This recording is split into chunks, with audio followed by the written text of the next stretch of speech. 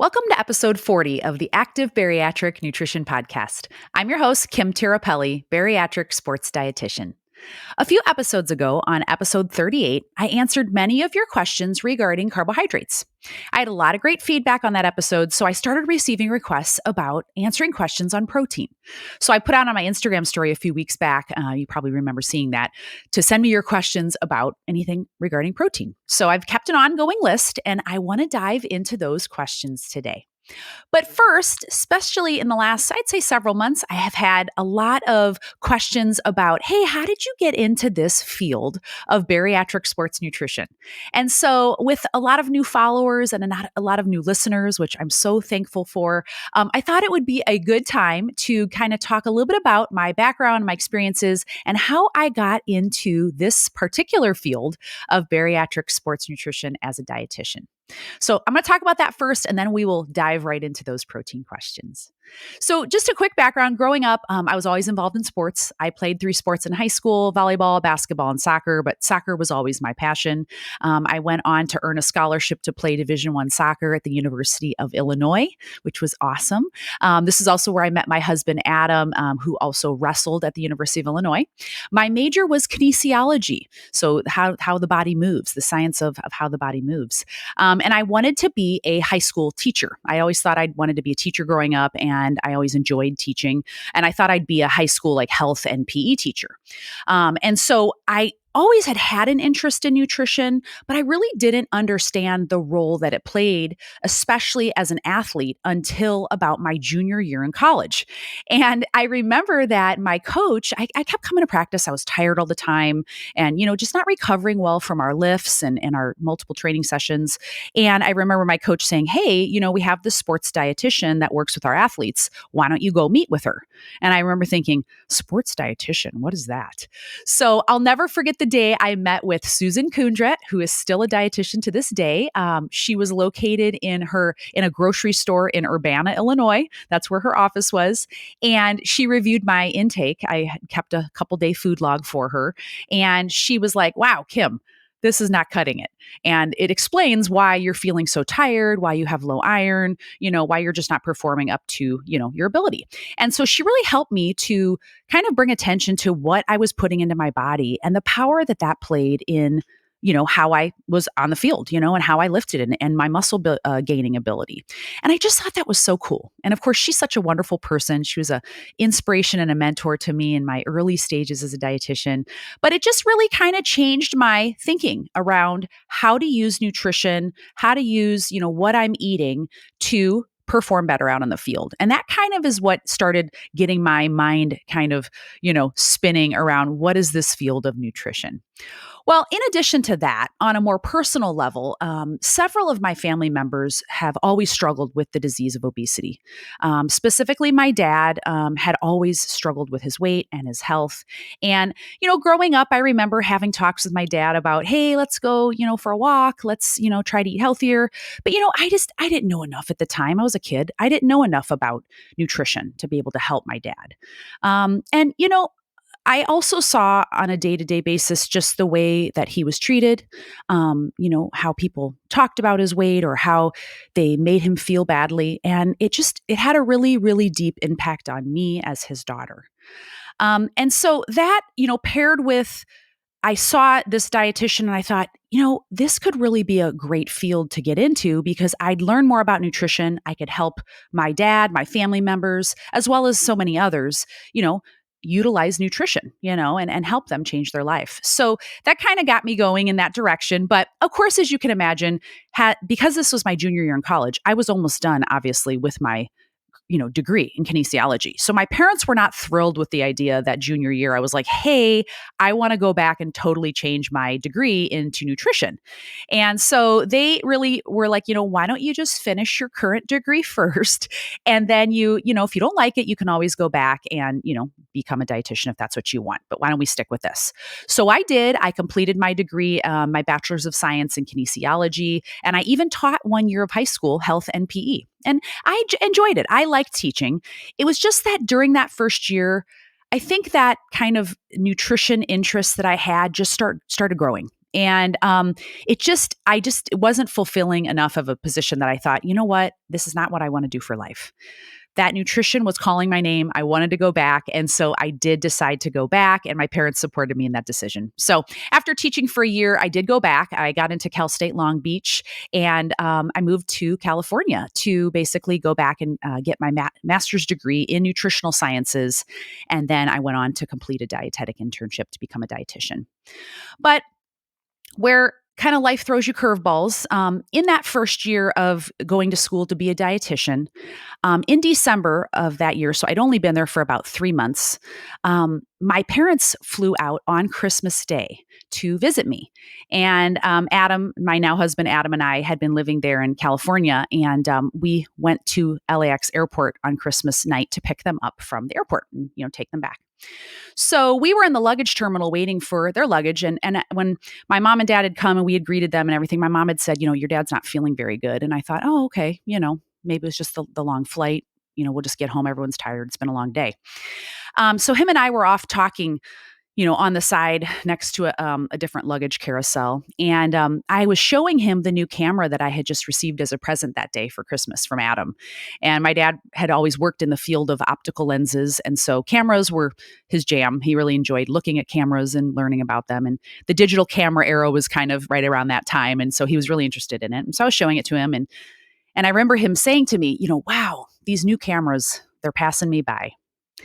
And those were his last words, because with that, my dad fell backward and he was clenching his chest, and he was experiencing a heart attack right there in LAX airport. So I began CPR on my dad, and with the help of another lady there, we performed CPR on my dad until the paramedics arrived. And, they worked valiantly there, as well as at the hospital for probably another 45 minutes to an hour. But my dad, he ended up passing away that night. And, the reason that I share this, and it's the first time I've ever even shared this with anyone publicly, is because it's a personal story. And I've seen up close and personal what the disease of obesity can do and how it impacts your life. And obviously, I miss my dad. And he's a great person. And I wish he was here today to see my kids. I have 3 kids now, and seeing me working in a field that I have such great passion for.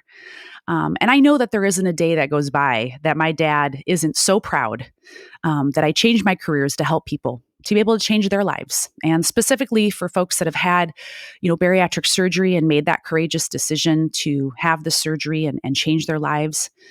I know that he is looking down and is so proud that I'm able to work in this field because, you can really make a difference by utilizing nutrition and that tool of bariatric surgery to change your life.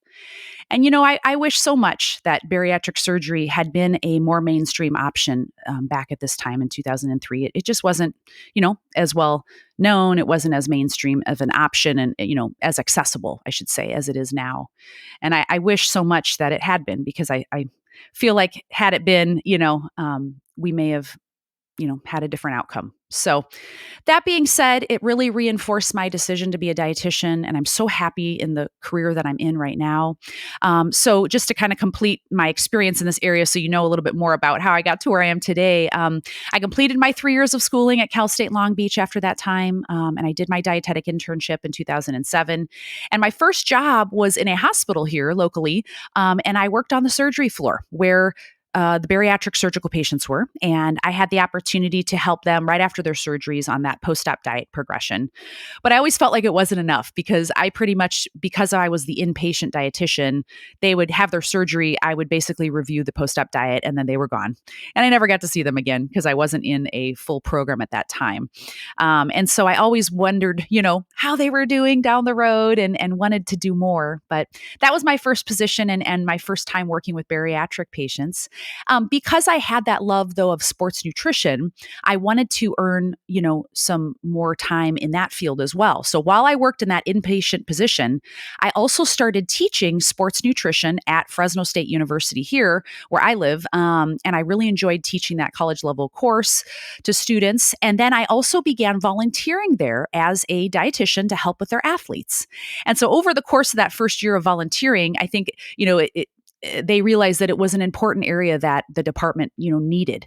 And so I ended up becoming the consultant sports dietitian there for 7 years, working with all the Division I athletes there. And, I provided grocery store tours and one-on-one, just helping the athletes there to fuel their workouts so that they could perform better.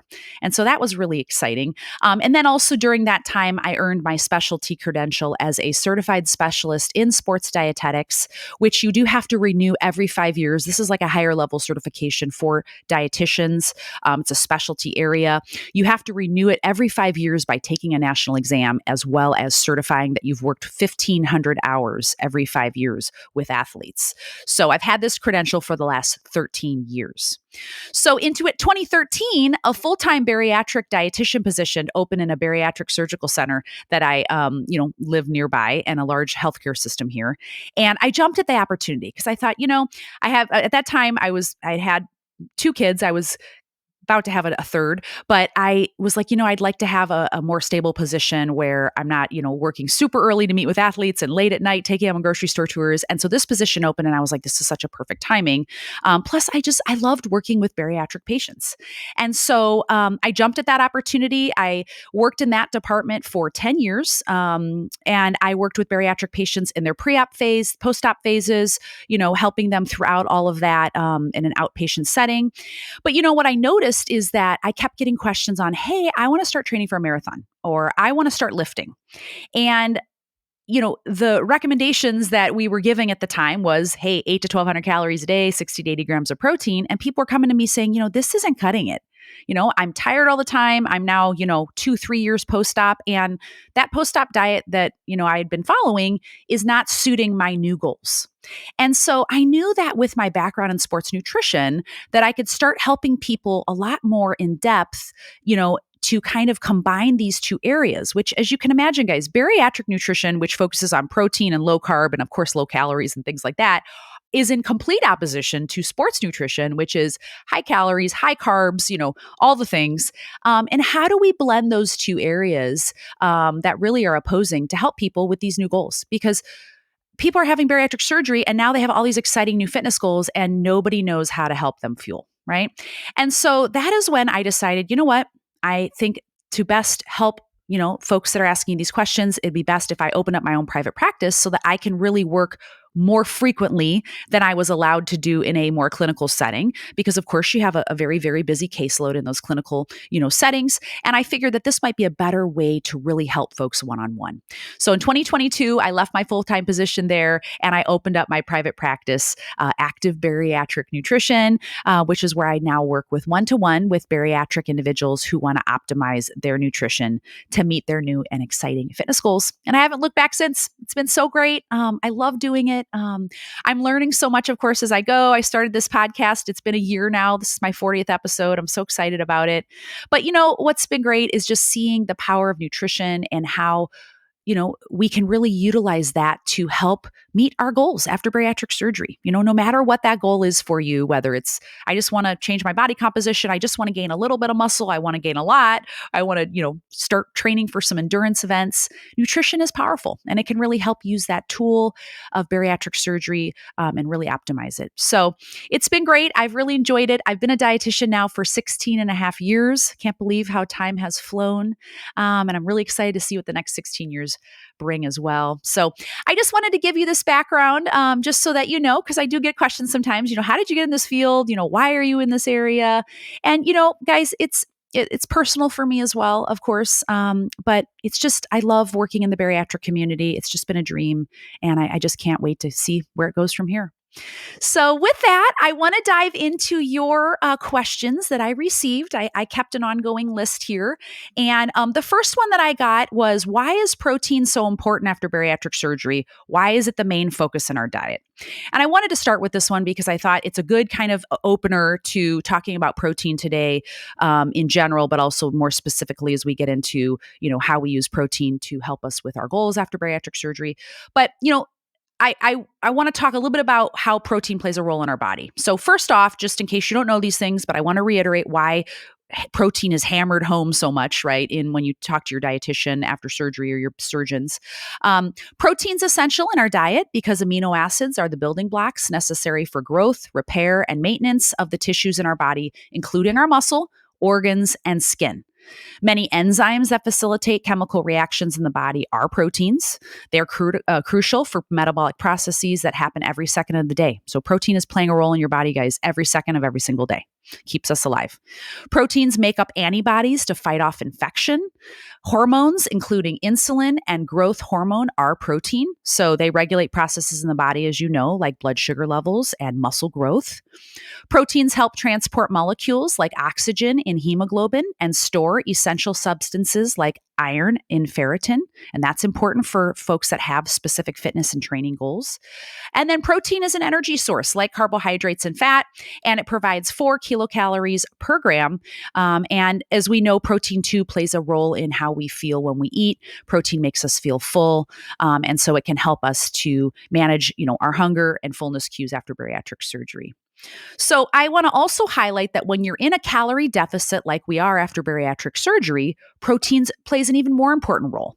And this is because during a caloric deficit, your body may break down may break down muscle for energy, which we don't want, right? So adequate protein intake helps preserve muscle mass, ensuring that weight loss comes more primarily from fat mass rather than your muscle tissue. Protein increases satiety, as I just mentioned. Protein foods tend to be more filling and satisfying, and they can help reduce hunger when you're eating in a caloric deficit. Protein is important for the absorption of critical nutrients like iron and calcium, which you already know are minerals that can be at a higher risk of malabsorption after bariatric surgery. And muscle tissue is more metabolically active than fat tissue, meaning it burns more calories at rest. So preserving muscle mass through sufficient protein intake, especially in that early pre-op or post-op phase, when we're going through that rapid weight loss phase, it can help maintain a higher metabolic rate during weight loss, which, guys, you want. It's exactly what you want in optimizing your body composition after bariatric surgery. We want to maintain as much muscle as we can through that weight loss phase to keep our metabolism more elevated than if we are losing more muscle tissue. Okay. So my next question that I received is building muscle after Roux-en-Y or duodenal switch. How much protein should someone be consuming? So I want to just highlight, I know this question is from someone that's asked specifically about the Roux-en-Y or the duodenal switch. There isn't a difference, guys, in the range I'm going to give you, no matter your surgical type. Okay, so whether you have the gastric sleeve or the Roux-en-Y or the duodenal switch, the protein range is going to be the same. I understand that you're probably thinking, yes, I might have more malabsorption with those procedures, and that is true.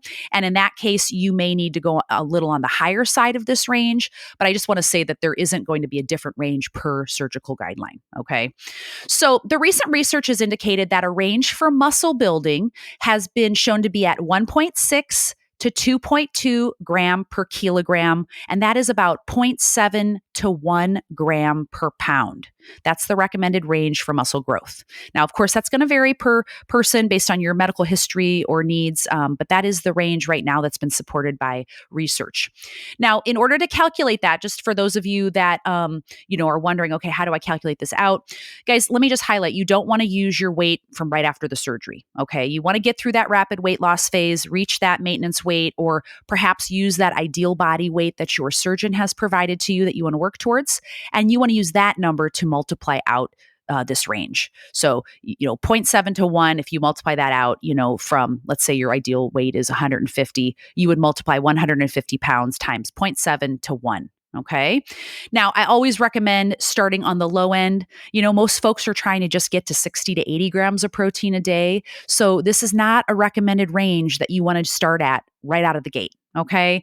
And guys, I know you want to gain muscle and I know you want to change your body composition, but you have to be patient. You've got to work through that initial post-op phase. The best thing that you can do is focus on meeting that bare minimum protein range of 60 to 80 grams in a day that your surgical center has given you and trying to increase from there.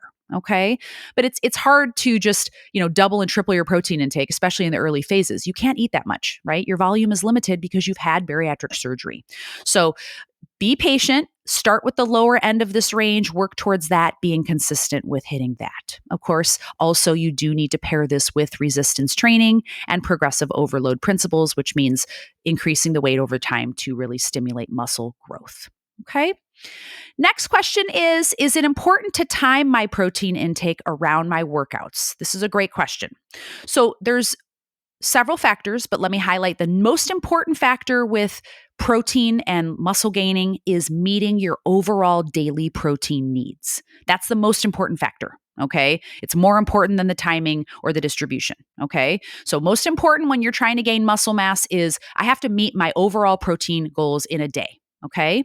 Then the next most important factor in the hierarchy is going to be the distribution of protein throughout the day and how we basically eat at each meal, how much. Okay. And the timing of that. And then lastly would be timing of protein relative to your training session. So let's talk about these a little bit more. So we just talked about in the previous question, how to meet your daily protein goals, meaning that muscle gaining range, the 1.6 to 2.2 gram per kilogram or about 0.7 to 1 gram per pound. So that would be what you want to focus on first, get that down.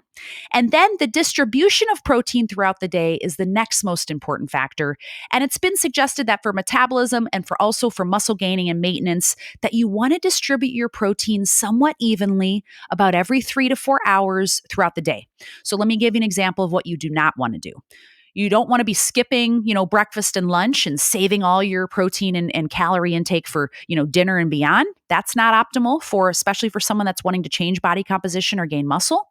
Your body doesn't like it that way. It doesn't want all of it coming in at once. Ideally, it's going to be better distributed throughout the day in even doses. So instead of doing, a small breakfast, 10 grams and, maybe 15 to 20 grams at lunch and then 40 to 50 grams at dinner, it's more ideal to distribute your protein evenly. So maybe 20 to 40 grams at breakfast, 20 to 40 grams at lunch, 20 to 40 grams at dinner, and then having some snacks in between if you need to meet your goals. So what I usually tell folks is let's try to get to about 30 grams per meal, kind of right in the middle of that range is usually a good target for most folks. And that's typically pretty well tolerated in terms of the ability to reach that per meal. Now, if you're really into numbers and you're wanting to specifically, instead of these general ranges that I'm giving you, you're like, no, I want to know the exact, gram per kilogram I should be aiming for in a meal. The research has suggested to aim for 0.4 to 0.55 gram per kilogram per meal, distributed about 3 to 4 times per day. So obviously for a bariatric patient, the 4 times per day would be better because that allows you to have less per meal, right? Instead of trying to fit it all in 3 meals. If we actually eat 4 times per day and we're taking in about 0.4 to 0.55 gram per kilogram at each meal, it'll be easier to do, right? Easier for you to tolerate. But again, even so, if we were to calculate that out, for most folks, this still tends to fall in that range of 20 to 40 grams per meal. Of course, it can be higher if you're at a higher weight. Yes, it will be higher than that. But just to give you guys, in general speaking, that 20 to 40 grams covers the majority of people if we're aiming for that per meal. Now, lastly, as I just mentioned, that the next on the hierarchy would be the timing of protein relative to your training session. That would be the next priority. So if you can, I do recommend folks try to eat both carbohydrates and protein within the first 1 to 2 hours post-workout if you can. If we're going to try to optimize all these strategies, that would be best because you want to break down that catabolic state that you're in from working out, and we want to get back into that anabolic state, meaning we want to be building protein rather than breaking it down, right? So to stop that catabolic process, we need to eat. Okay. We need to have protein and carbohydrate to refuel our muscles and get you ready for your next day's workout, right? So ideally, guys, my recommendation would be if you can, within the first 1 to 2 hours after your workout is completed, whether that be a snack or if that just happens to fall into when your next meal is, that's fine. However that works for you, just try to aim for within the next, 1 to 2 hours, get that protein and carbohydrate in. Typically, I recommend to folks trying to aim for about 30 grams of carbohydrate so we can start restoring those muscle glycogen stores in our muscle, right? We want to put the carb back into our muscle tissue. And then anywhere again between 20 to 40 grams of protein. So a lot of folks right after, a workout, they're not that hungry. So a protein shake can be good, but remember protein shakes typically are low in carbohydrate. So you might want to pair that shake with something like fruit. A banana is about 30 grams of carbohydrate. So that can be something that you can consume afterwards and then go on with your day, your next meal or snack being about 3 to 4 hours later. Okay, so I hope that answered that question. Remember, most important factor, meeting your overall protein goals in a day. And then next is the distribution of protein throughout the day. And last would be the timing of protein relative to your training session. Okay, next question. Can different proteins be absorbed at different rates? If yes, what do you recommend for muscle building? So this is a great question. Yes, they are digested and absorbed at different rates. So let's talk about these. So digestibility. So whey protein is the most rapidly digested, meaning the amino acids that can be, digested. They're breaking down these long chains of proteins into smaller chains of amino acids that can be then absorbed through the intestinal wall and enter the bloodstream to be taken up by muscle tissue or your liver or whatever your body is prioritizing those amino acids for. So whey protein is the most rapidly digested. Okay, and absorbed. So that's why whey protein is very popular. It is a complete protein. It includes all 9 of the essential amino acids, including the branched chains, specifically leucine, which we know and have talked about in past episodes is very important for muscle building. And then the next fastest absorbed would be soy protein. Soy is actually an intermediate protein. So it is actually going to be digested and absorbed next most quickly.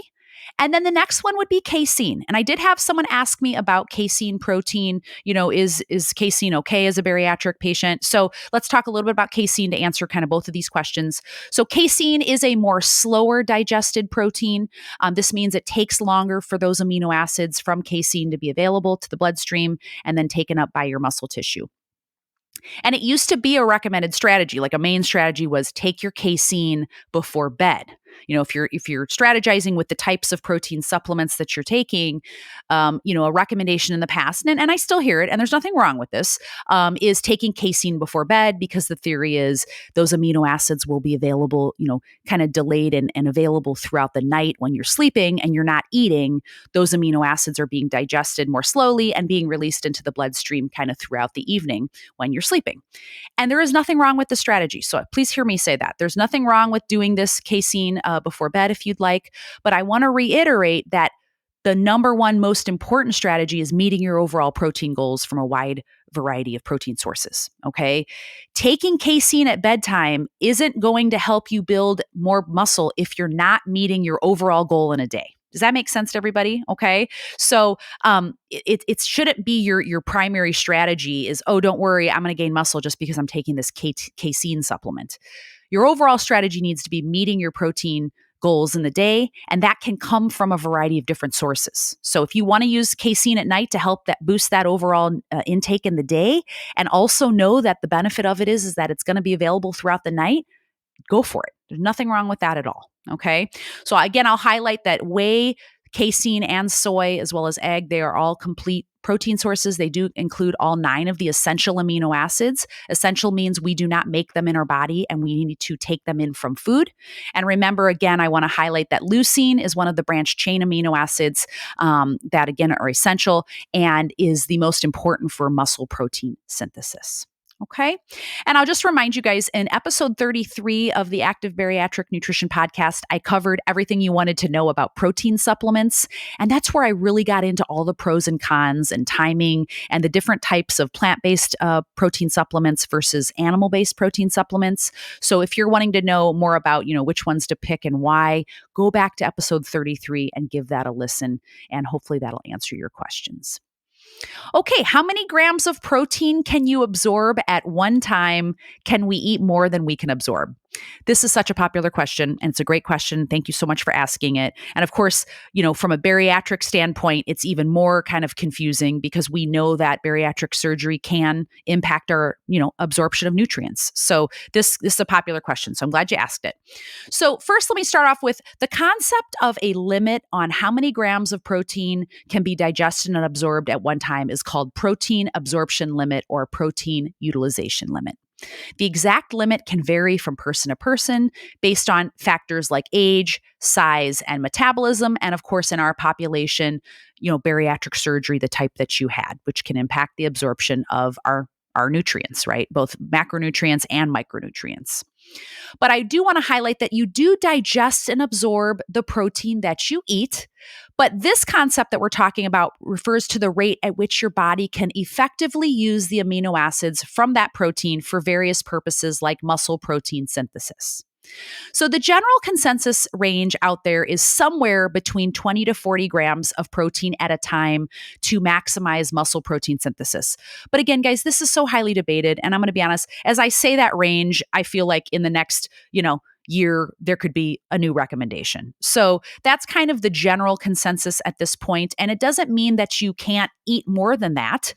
It's just that how your body is going to utilize those amino acids is impacted by, if you're taking in way more than your body needs for muscle protein synthesis, then the excess will be stored. And it doesn't mean that those just go to waste, those additional grams of protein just go to waste or, aren't being used. They'll just be stored, and they can be stored as fat, okay? Or they may be utilized for other processes in your body that don't have to do with muscle protein synthesis. And that's okay too.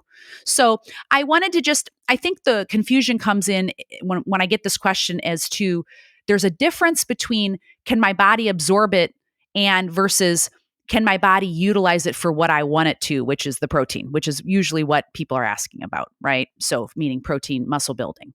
So again, the general consensus, 20 to 40 grams of protein at a time is about the level that basically above that may not help you with any more protein synthesis, muscle protein synthesis. So I'll just highlight again, it's to optimize muscle protein synthesis. As discussed before, it's best to spread your protein intake out on a consistent basis every 3 to 4 hours, and we want to eat in a more even distributed pattern, okay? Instead of saving all the protein for one meal like at dinner time, okay? So please try to make sure you're focusing, especially and when I'm working with my clients, I see a lot of times that breakfast and lunch are much lower in protein, or I see that kind of building pattern, meaning breakfast is the lowest, lunch is kind of more moderate, and then dinner and beyond are these high sources of protein in terms of the quantity. So we want to do a better job of distributing your protein more evenly. Your body can utilize that better. Okay. All right. Another question, if I'm within all other macros, is it okay to exceed my protein? So, in general, yes, I'd say that, as a bariatric athlete, protein plays such a critical role, as in so many functions, especially because we are typically in a caloric deficit. We need more protein because, again, we want to spare our muscle tissue. We do not want to break that down as an energy source. We want to spare that, right? And we want to utilize other macronutrients for energy.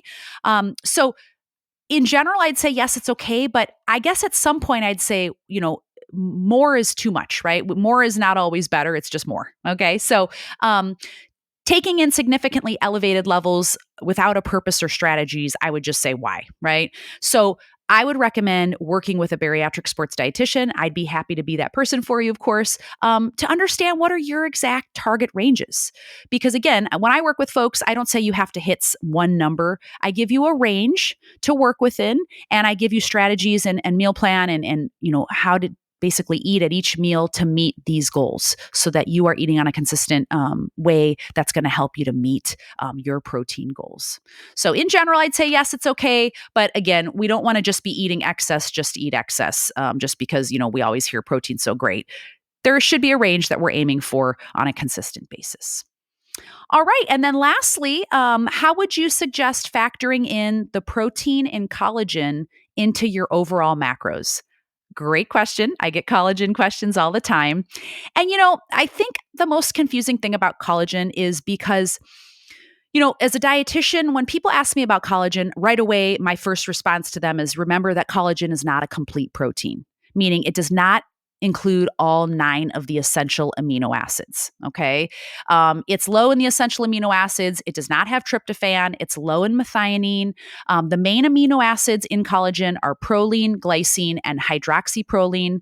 And it's not a good supplement for muscle building because we do need all 9 of those essential amino acids and also those 3 branch chains, specifically leucine. So it's not the best supplement if your goal is for muscle building. But what has collagen been shown, a good supplement for. It is the most plentiful protein in the body. It's structural protein. It provides support to our or strength to our skin, muscles, bones, joints, and connective tissue. Reminder, your body does make collagen from protein-rich foods in your diet. It also requires vitamin C for collagen synthesis. And then as a reminder, collagen synthesis does decrease as we age.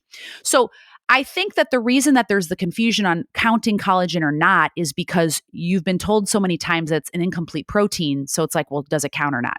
Yes, it counts because, again, collagen is made from amino acids. It's chains of amino acids, right? And just like any other protein source that you eat, it's broken down into small amino acid chains or individual amino acids, and your body repurposes those for whatever priority it has, right? Whether it's muscle building, whether it's for collagen synthesis, whether it's for hormones, antibodies, whatever. So when someone asks me, should I count collagen? I say yes, but it should not be your main protein supplement because it is an incomplete protein. So as long as you are eating a wide variety of protein sources in your diet, okay, yes, you can use collagen. Okay, totally fine. It can be counted, but it shouldn't be like, hey, Kim, I'm using collagen as my main way to boost my overall protein intake in a day. I'm hoping to build muscle. I'm using collagen. Then I'd say, no, that's not the purpose of it. Okay, it's not going to necessarily help you meet that goal. But can it help you to take in more amino acids that your body is going to use for various functions, including collagen synthesis? Yes, it can. So that being said, I wanted to make sure that I answered that because there's so much confusion. Should I count it? Should I not? So again, you can count it as long as you are eating a wide variety of other plant-based and animal-based protein sources that provide you with all 9 of the essential amino acids in your diet. And then what the question I usually get is how much should I be taking in a day if I do want to supplement with collagen? The recommended dosing right now is taking 15 grams per day paired with a source of vitamin C, usually about 50 grams of vitamin C that helps with absorption of it. And so there are supplements, of course, you can take, and you want to take it typically about 60 minutes before an exercise session if you are utilizing it for, ligament and tendon strength. Okay. All right, guys. So I hope that you found this episode helpful today. I'm so excited that I have so many new followers and new listeners to the podcast. I'm excited to have you. Thank you so much for tuning in week to week. I'm excited that we've hit episode number 40. And as I've said several times before, my goal of this podcast was really just to help spread the word of science-backed information to active bariatric individuals who just are trying to learn, how am I supposed to eat to meet all these new and exciting fitness goals that I have? And I just want to say it's just been such an honor thus far having so many of you in this community as a guest on my podcast. I think we learn so much from our individual personal stories and journeys.